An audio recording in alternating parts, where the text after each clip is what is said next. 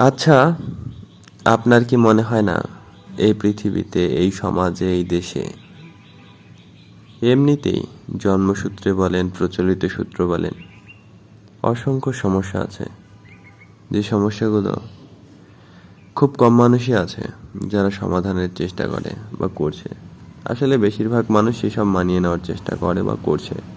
বিষয়টা তুলনামূলক ভালো থাকার জন্য ভালো, কিন্তু সেই সকল সমস্যা মানিয়ে নিতে গিয়ে সমাধান করার বদলে কেউ যখন নতুন করে সমস্যা তৈরি করে, নতুন করে সমস্যা বাড়ায়, সৃষ্টি করে, তখন তার উদ্দেশ্য নিয়ে, তার আসলে মন মানসিকতা নিয়ে প্রশ্ন হওয়াটা স্বাভাবিক নয় কি?